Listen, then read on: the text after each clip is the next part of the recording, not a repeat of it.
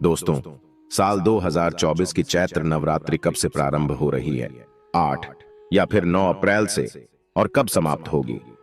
प्रतिपदा तिथि का प्रारंभ कब होगा और प्रतिपदा तिथि समाप्त कब होगी? और कलश की स्थापना करने का शुभ मुहूर्त क्या होगा? और माता रानी प्रसन्न होने पर कौन से संकेत देती है? दोस्तों, वीडियो को पूरा देखिएगा, तभी आपका कंफ्यूजन दूर होगा और साथ ही हम जानेंगे कि नवरात्रि इस बार कितने दिन की है और चैत्र मास की नवरात्रि में मां दुर्गा के आने की सवारी क्या होगी। नवरात्रि प्रारंभ होने से पहले आपको किन बातों का ध्यान रखना है और नवरात्रि में किन मंत्रों का जाप करना है, संपूर्ण जानकारी आपको आज की वीडियो में देने वाला हूं। तो वीडियो बहुत महत्वपूर्ण है, वीडियो को पूरा जरूर देखिएगा। लेकिन वीडियो को शुरू करने से पहले पूरी श्रद्धा के साथ एक बार कमेंट सेक्शन में जाएं। माता जी का जयकारा अवश्य लगा लीजिए। मां भगवती दुर्गा की कृपा सदैव आप और आपके समस्त परिवार पर बनी रहेगी और वीडियो को लाइक करके चैनल को सब्सक्राइब अवश्य कर लें। दोस्तों, नवरात्र के 9 दिन बहुत ही पवित्र माने जाते हैं और इन 9 दिनों में भक्त अपनी अपनी सामर्थ्य अनुसार माता रानी की पूजा करते हैं। और दोस्तों, आपको बता दें कि इन 9 दिनों में नाखून, बाल आदि काटने के लिए मना किया जाता है।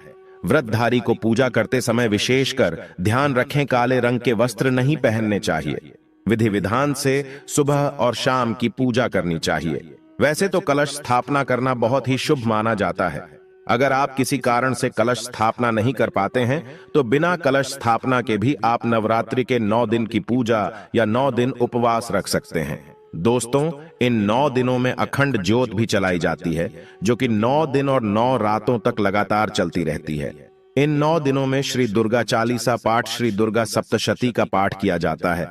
और दोस्तों, अपनी अपनी परंपराओं के अनुसार अष्टमी और नवमी तिथि को कन्या पूजन किया जाता है। दोस्तों, नवरात्रि में मां दुर्गा के 9 स्वरूपों की आराधना करते हैं। प्रथम शैलपुत्री, द्वितीय ब्रह्मचारिणी, तृतीय चंद्रघंटा, कुष्मांडा चतुर्थ और पंचम स्कंद माता, कात्यायनी, कालरात्रि, महागौरी और सिद्धिदात्री। तो नवरात्रि मां दुर्गा के 9 स्वरूपों की आराधना की जाती है। नवरात्रि के प्रथम दिन हम देवी मां शैलपुत्री की पूजा करते हैं।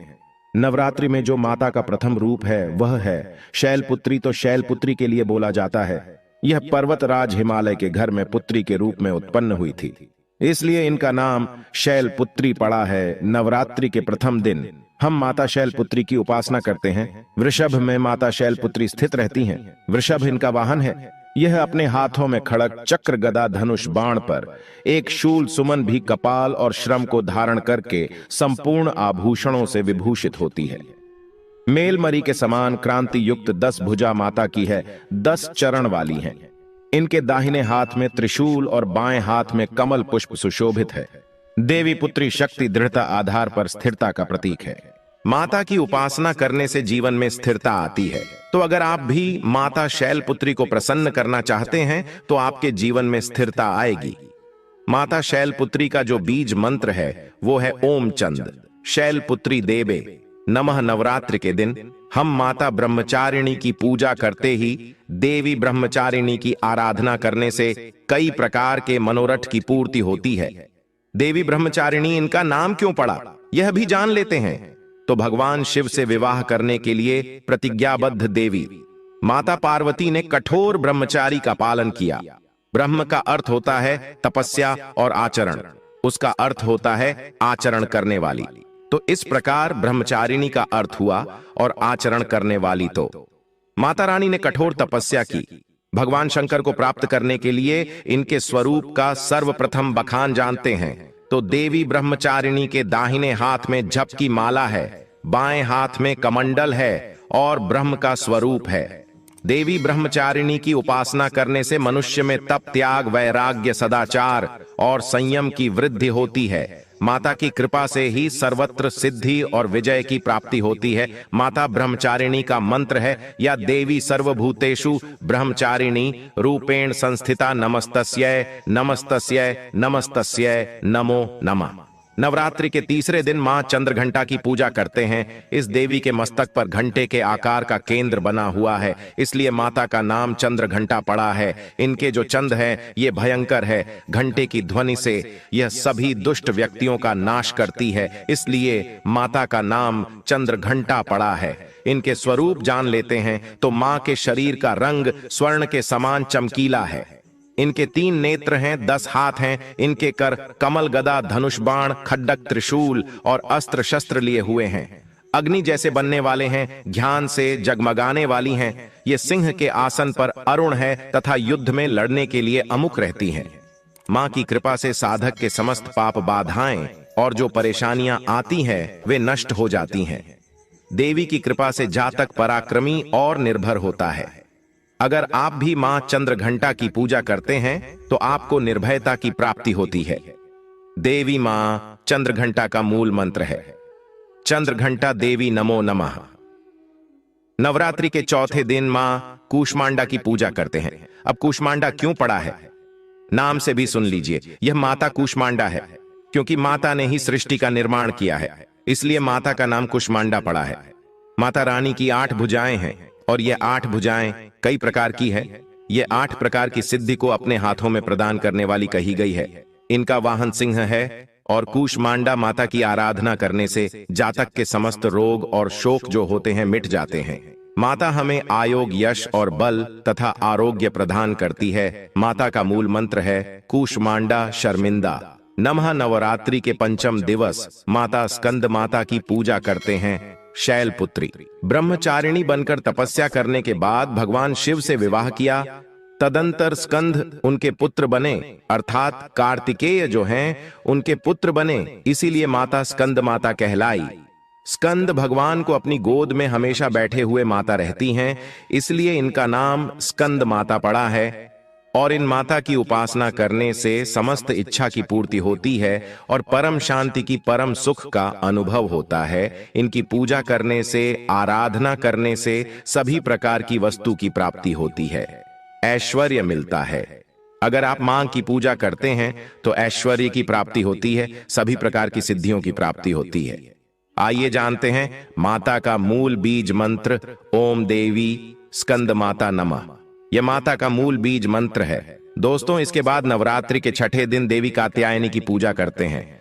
मां दुर्गा के 6ठे रूप को मारकाट कात्यायनी के नाम से जाना जाता है। आरशी कात्यायन की कठिन तपस्या से प्रसन्न होकर उनकी इच्छा अनुसार उनके यहाँ पुत्री के रूप में पैदा हुई थी। आरशी कात्यायन ने इनका पालन पोषण किया था, इसलिए माता का नाम काठ यानी पड़ा है। माता की भक्ति जातक को अर्थ, धर्म, काम और मोक्ष चारों फल प्रदान करती है। साधक अलौकिक तेज और प्रभाव से युक्त हो जाता है। इनकी पूजा करने के बाद माता को जो मूल बीज मंत्र है वह इस प्रकार से है। ओम देवी कात्यायनी नमः। इस मंत्र से जाप करके माता को प्रसन्न कर सकते हैं। नवरात्रि की सप्तमी तिथि नवरात्रि के 7वें दिन माता कालरात्रि की पूजा करते हैं। जी हां, माता कालरात्रि की उपासना करते हैं। संपूर्ण प्राणियों की पीड़ा हरने वाली, अग्नि भय जल है, भय रात्रि भय को दूर करने वाली, काम क्रोध और शत्रु का नाश करने वाली है। इनकी पूजा करने से सभी पापों से मुक्ति, दुश्मनों का नाश और तेज बढ़ता है। मां अपने भक्तों के सभी प्रकार के कष्टों और भय से मुक्त कराती है। माता को जो बीज मंत्र है मेरी क्लीन चामुंडा विजय, इस मंत्र का जाप करने से माता बहुत ही प्रसन्न होती है। या फिर होम काली के नमः इस मंत्र का जाप कर सकते हैं। दोस्तों, नवरात्रि की अष्टमी दिन नवरात्रि के जो अष्टम स्वरूप कही गई है, मां गौरी, मां दुर्गा का जो अष्टमी स्वरूप है यह मां गौरी है। हिमालय में तपस्या करते समय गौरी का शरीर धूल मिट्टी से ढककर मलिन हो गया था, जिसे शिव ने गंगा जल से धोकर के मल को बाहर निकाला, मलिन शरीर को गौरव प्रदान किया, इसलिए माता का नाम गौरी पड़ा है। और इनकी पूजा करने से क्या फल प्राप्त होता है, आइए जानते हैं। यह सभी देवियों की तुलना में सबसे जल्दी प्रसन्न होती है। और अगर आप जल्दी प्रसन्न करना चाहते हैं देवी दुर्गा के स्वरूप में, किसी भी देवी की तुलना में आप महागौरी की पूजा करना शुरू कर दीजिए। इनकी पूजा करने से यह तत्काल प्रसन्न होती है। देवी का जो स्वरूप कहा गया है वो है सिद्धिदात्री मां। दुर्गा जी का जो स्वरूप है वह है सिद्धिदात्री। ये सभी प्रकार की सिद्धि को देने वाली है। सिद्धि अर्थात मोक्ष को देने वाली तो देवी मां का पूजा पाठ करने से सभी प्रकार की सिद्धि की प्राप्ति होती है, सभी प्रकार की कामना की पूर्ति होती है। इसीलिए नवरात्रि के 9वें दिन इनकी पूजा से असंभव कार्य को भी संभव कर सकते हैं। इसलिए अधिकतर जितनी भी जातक है साधक हैं, सिद्धि प्राप्त करने वाले साधक मां सिद्धिदात्री की पूजा करते हैं। और मां कभी भी, चाहे असुर हो, चाहे मानव हो, चाहे दानव हो, चाहे कोई भी हो, कितना भी उत्तम साध धूप क्यों ना हो, किसी पर यह भेदभाव नहीं करती, सभी को यह सिद्धि प्रदान करती है। इनका जो बीज मंत्र है सिद्धिदात्री नमः। आप में से अधिकतर दर्शक हमें कमेंट करते हैं कि गुरुजी हमें सिद्धि की प्राप्ति करने के लिए क्या करना चाहिए। तो अगर आप सिद्धि प्राप्त करना चाहते हैं तो मां सिद्धिदात्री की आराधना करना शुरू कर दें। और जो बीज मंत्र बताया है, इस बीज मंत्र का जितना ज्यादा हो सके जाप करें। इस बीज मंत्र का जाप करने से आपको 8 प्रकार की सिद्धि और 9 प्रकार के निधि की प्राप्ति होती है। आइए अब इस वीडियो में जानते हैं नवरात्रि में ये 7 संकेत बताते हैं मां दुर्गा आपसे बहुत प्रसन्न है और आपके घर में आ चुकी हैं। पहला संकेत है बार बार गौ माता का आना।